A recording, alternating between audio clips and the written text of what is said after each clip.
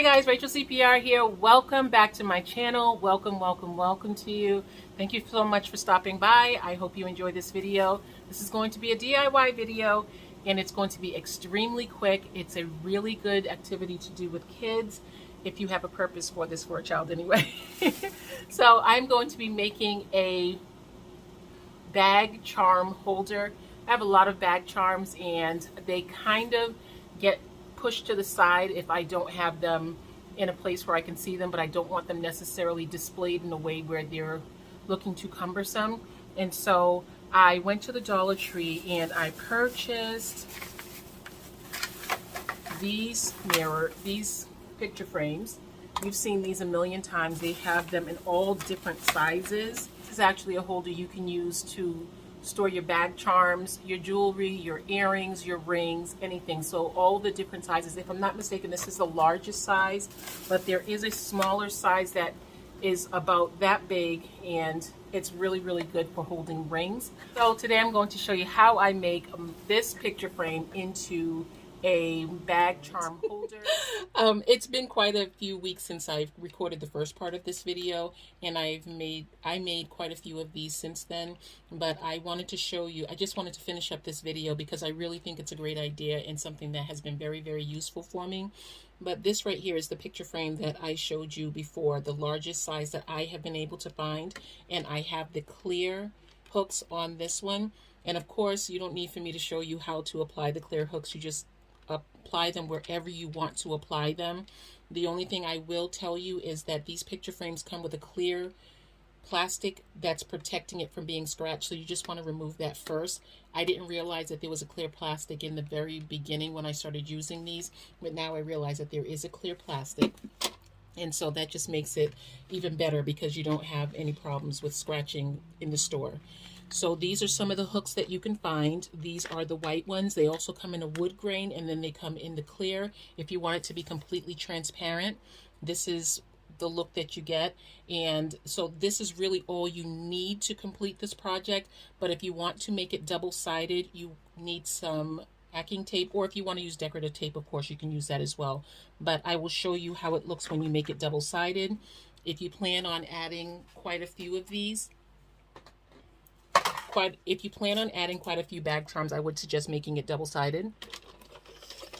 And this is what it looks like when it's double-sided. You see I have it where it is able to hold charms on both sides. And I just have it taped right down the middle, right in here. Sorry, let me take this one off. I just have it taped right down the middle. There are just two picture frames facing back to back. I have two picture frames back to back, and I just put some tape right here, and then I just put the hooks on the way I wanted them to be, like just as close as I wanted them to be. This charm holder, I designed it to hold my longer charms, and so I just put one row across the top. But then on the back side, I planned on putting more short charms over here, and so I actually put two rows. But I am finding that I need to have, I should have just done one row because most of my charms hang below this, but I can always repurpose this and use it for my hoops or my earrings, bracelets, things like that. So it's not a big deal. So this is what the completed project looks like. And these are all of my charms, for the most part, that I have from Victoria's Secret. I have one bracelet right here, but for the most part, these are my charms from Victoria's Secret, and they all hang pretty long, and so I like for them not to get all scuffed up and scratched. So for today, what I'm going to do is I'm going to show you the small one that I talked about before, where this one is the really tiny one. There's one that's even smaller than this. It's a little bit smaller. I'm just going to remove the plastic. And it goes all the way around, and then you have a completely scratch-free surface. And I am going to apply these really small hooks, and these are for keys. They hold 0.2 pounds, so this is definitely not for my key charms because my key charms would be much too heavy for this, but I'm going to use this to put rings on and my thin hoop earrings that are a little bit smaller. So I'm just going to apply these, and you'll see how easy it is.